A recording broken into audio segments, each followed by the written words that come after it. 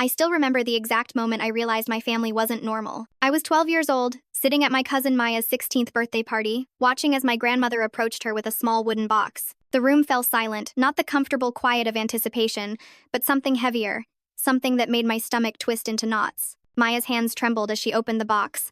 Inside lay a thin red thread, no bigger than a friendship bracelet. But this wasn't a gift. This was a sentence. My grandmother lifted the thread with reverent fingers and began tying it around Maya's throat.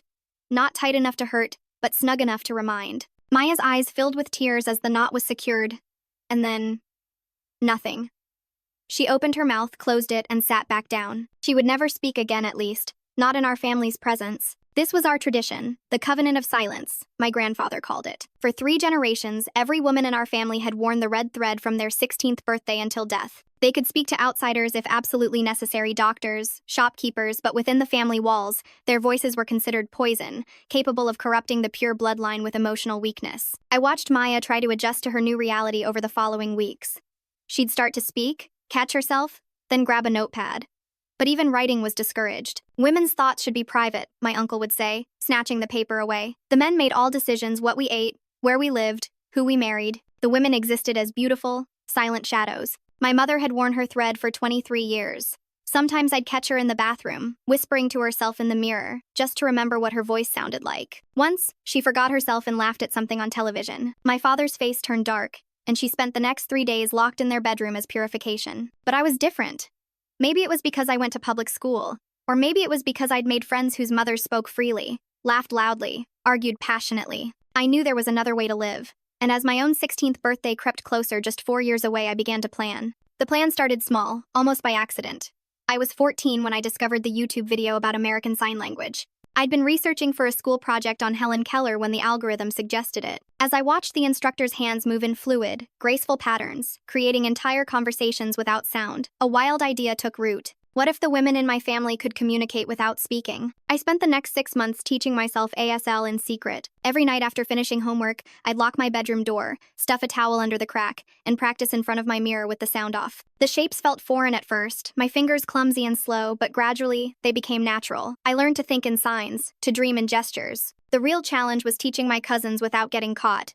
We had 7 girls between the ages of 10 and 15, all counting down to their own silencing ceremonies. I started with Lily, who was 15 and had only 6 months left. During a family barbecue, while the men watched football, I pulled her into the pantry. "I need to show you something," I whispered, checking over my shoulder. Then I signed, "Hello, my name is Sarah." Lily's eyes widened. "What was that?" "A way to speak without speaking," I said. "I can teach you, but you can't tell anyone, not even your sister." She nodded immediately. Lily was smart. She understood what this could mean. We developed a system. During family gatherings, we'd volunteer to help in the kitchen, where the men rarely ventured. While pretending to wash dishes or prepare food, I'd teach signs. First the alphabet, then basic words: help, no, stop, please, pain, scared.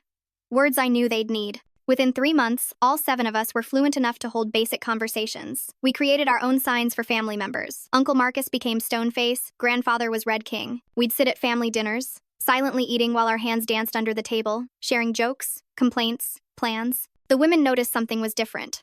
My mother caught me signing once and grabbed my wrist. "What are you doing?" she mouthed, terror in her eyes. I showed her the sign for freedom. She shook her head violently and walked away. But later that night, she slipped into my room. In the darkness, she took my hands and positioned them.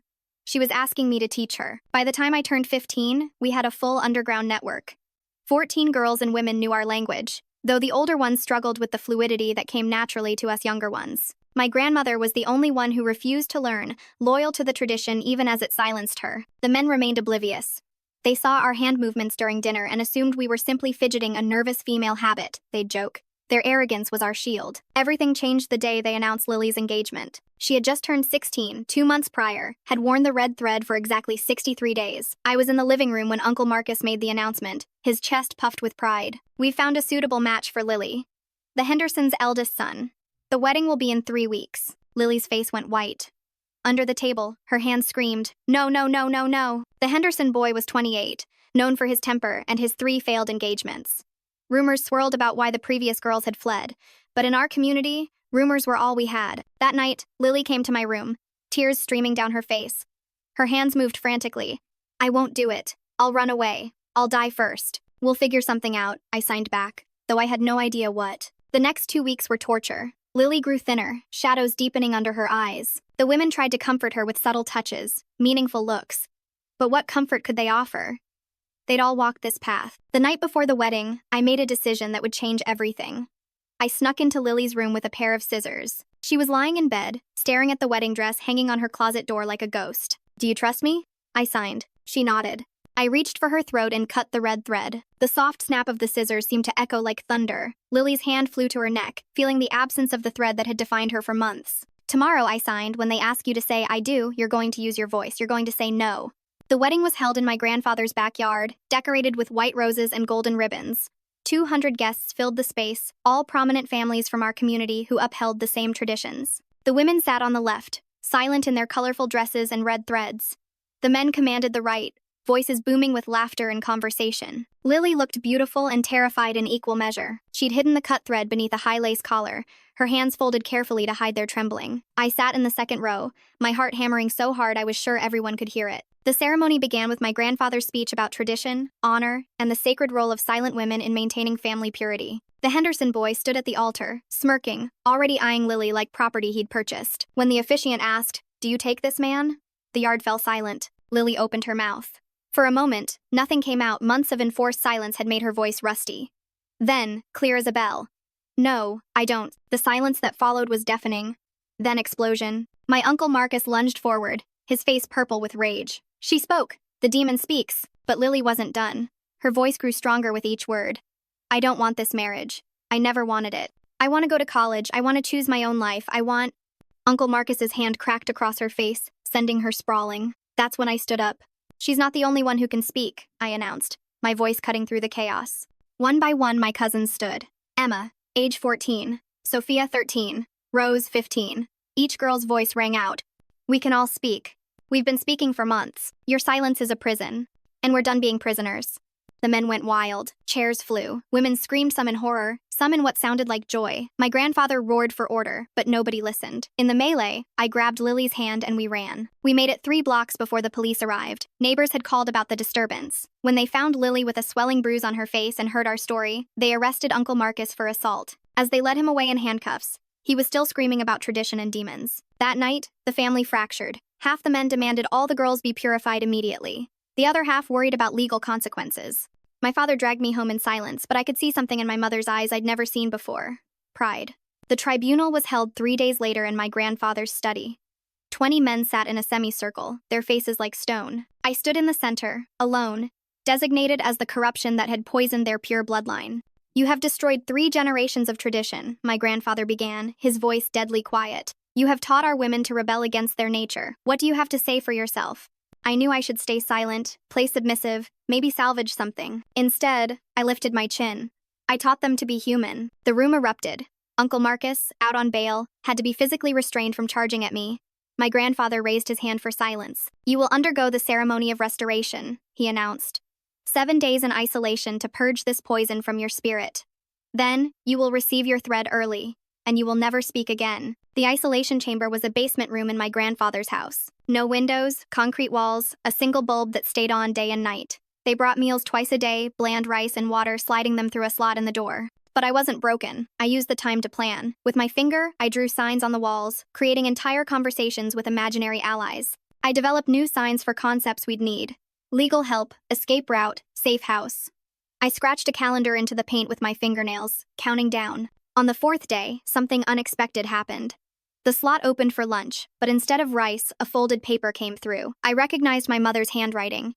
"Miss Davidson knows. She's coming." Miss Davidson was my English teacher, the only adult outside our community I'd ever trusted. I'd hinted at our family's traditions during a creative writing assignment, and she'd pulled me aside, concerned. But I'd never told her everything. On the 6th day, the pounding on the door upstairs was so loud it reached the basement. I heard shouting, my grandfather's voice, then another voice, female, authoritative, unafraid. "I demand to see Sarah immediately. I have the school board and child protective services on the phone. Either you produce her now, or I'm calling the police." The lock clicked. The door opened. Miss Davidson stood there with 2 police officers, her face a mixture of fury and relief. "Sarah, are you hurt?" I almost collapsed into her arms. They were going to silence me forever. The police investigation that followed revealed more than anyone expected. It turned out that forcing silence on women, especially minors, fell under several legal violations: psychological abuse, coercion, and in cases of forced marriage, human trafficking. 3 of my uncles were arrested. My grandfather was placed under investigation, but the legal system moved slowly, and the family structure was collapsing fast. Some families fled the state, taking their daughters with them. Others doubled down, creating an even more insular community. My immediate family was caught in the middle. My father hadn't spoken to me since the wedding disaster, but my mother had begun using her voice tentatively, quietly, but consistently. The first time she said good morning to me, we both cried. The younger girls were enrolled in public school by court order, but the older women, those who'd worn their threads for decades, struggled most. My Aunt Patricia hadn't spoken in 32 years.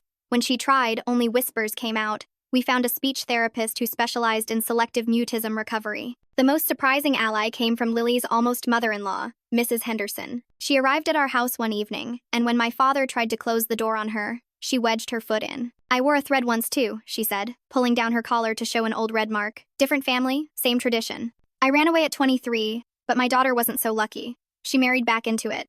Let me help." She brought lawyers, therapists, and most importantly, a network of other women who'd escaped similar traditions.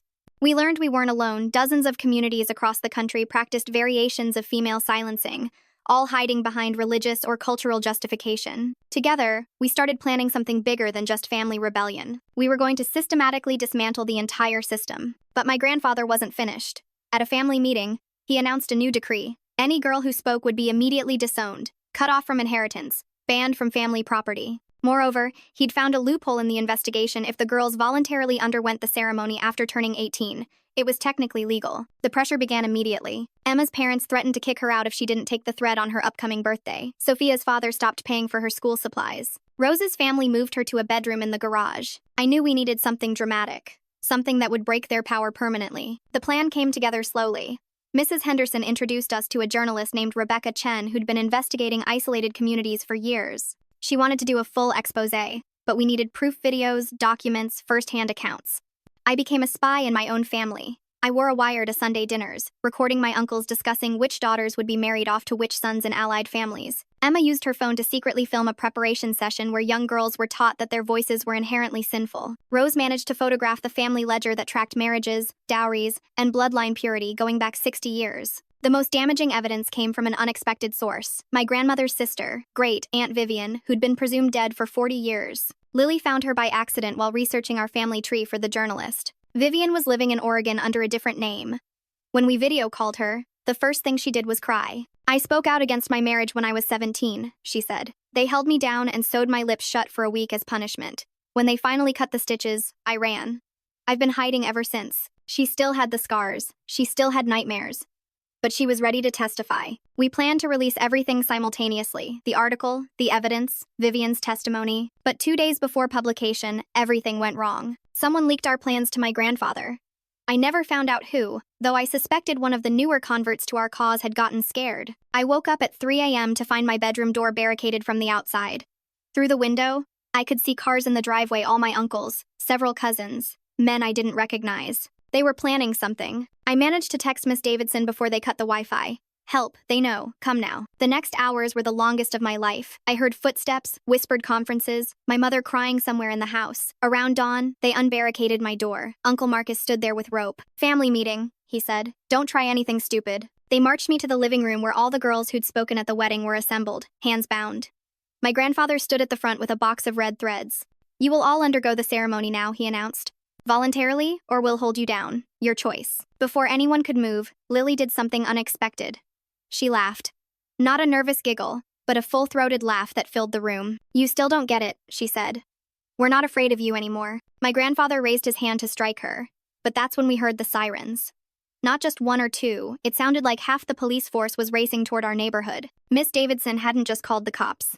She'd called everyone: child services, the FBI, the media. Within minutes, our quiet street was flooded with law enforcement and news vans. The men tried to scatter, but there was nowhere to run. The police had warrants based on our evidence. They arrested my grandfather for conspiracy to commit forced marriage of minors, Uncle Marcus for assault and false imprisonment, 6 other men for various charges. As they led my grandfather away, he looked at me with such hatred I actually stepped back. "You've destroyed us," he spat. No, I said. I freed us. The media explosion was instant. Rebecca's article went viral within hours. Number Break the Thread started trending. Survivors from similar communities began sharing their stories. What we'd thought was a family secret turned out to be a widespread practice hiding in plain sight. The younger girls were placed in temporary custody while the courts figured out what to do. Those of us over 16 were given a choice: stay with compliant family members or enter protective housing. I chose to stay with my mother, who had filed for divorce from my father that same day. But the community didn't give up easily. Threatening letters arrived daily. Someone threw a brick through our window. My mother's car tires were slashed twice. They tried to make our lives so miserable we'd recant, apologize, come crawling back. Instead, we got stronger. The girls who'd been separated were allowed supervised visits. We taught more signs, shared more stories, planned more resistance. Mrs. Henderson helped us establish a formal support network, the Threadbreakers Foundation, to help girls escape similar situations. 6 months after the arrests, we held our first public speaking event. 7 of us stood on a high school auditorium stage, telling our stories to a packed crowd. When Lily spoke about her wedding day, you could have heard a pin drop. When Emma, now 16 and threadless, sang a song she'd written, there wasn't a dry eye in the house. 2 years passed. The legal battles continued. Some men pled guilty, others fought the charges.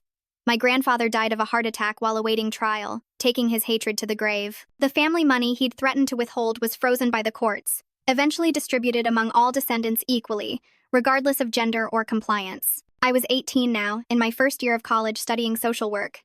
Lily was pre-law. Emma had started a YouTube channel teaching ASL to teens in oppressive situations. We were rebuilding our lives, but the scars remained. The older women struggled most. My mother found her voice but battled severe anxiety every time she spoke in public.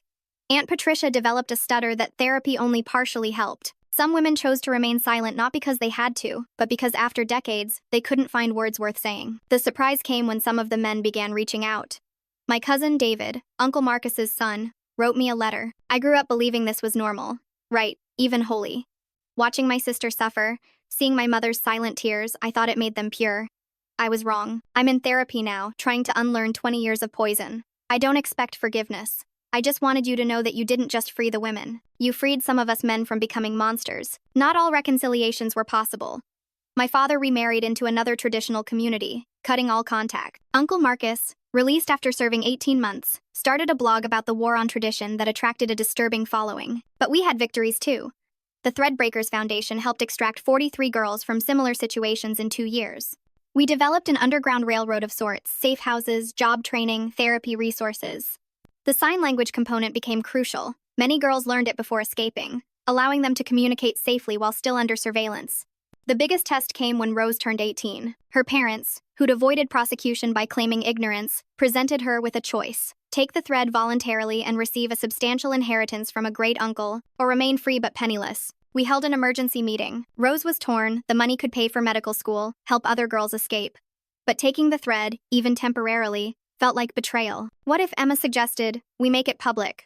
Livestream the whole thing? Show the world they're still trying to silence us? The livestream of Rose's choice ceremony drew 100,000 viewers. She stood in her parents' living room, the red thread displayed on a silver cushion. Her parents and remaining traditional family members gathered around.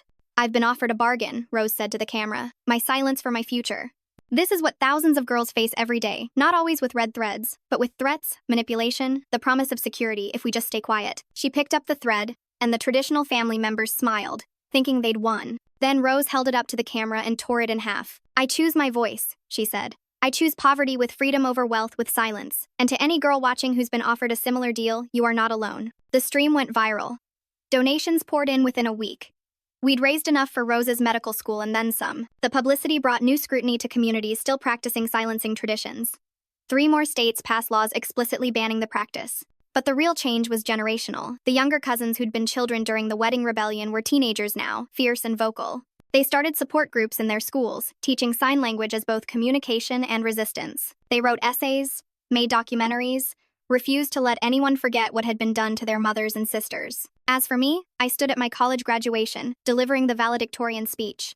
In the audience sat my mother, voice strong now after years of therapy. Lily, about to enter her final year of law school. Emma, whose YouTube channel had grown to 1 million subscribers. Rose, in her white medical school coat. Even great Aunt Vivian had flown in, no longer hiding. 4 years ago, I cut a thread that was meant to silence my cousin. That single snip started an avalanche that destroyed a generational tradition of oppression. But we didn't just break the silence, we found our voices. And we learned that our voices, when raised together, could shake the foundations of any system built on our oppression. I looked at the red thread I'd kept, now framed on my apartment wall, not as a reminder of silence, but of the day we chose to speak. To those still trapped in silence, I continued, whether by thread, by tradition, or by threat, we hear you, even when you cannot speak. We see you, even when you must hide. And we will not stop fighting until every voice is free. The applause was thunderous. But more importantly, in the sea of faces, I saw young women signing to each other. Our language of resistance had become a language of solidarity. Some traditions deserve to die. We killed ours with words, with courage, and with the revolutionary act of women refusing to be silent. The Threadbreakers Foundation continues to operate. Last month, we helped our 200th girl escape. Each one cuts a red thread as part of their freedom ceremony. We keep them all in a glass case at our headquarters, hundreds of broken threads that once bound voices, now testifying to their freedom. My grandmother passed away last year. At her funeral, my mother stood and spoke about forgiveness, about women trapped by their own upbringing, about breaking cycles. It was the first time many of the extended family had heard a woman speak at a funeral in generations. Some of them walked out, but others, especially the young women, stood and applauded. The revolution isn't over. There are still communities practicing variations of our tradition, still girls being silenced, still women who believe their voices are poison. But every time one of them sees our story, learns our signs, finds the courage to speak, another thread breaks. And eventually, there will be no threads left to break.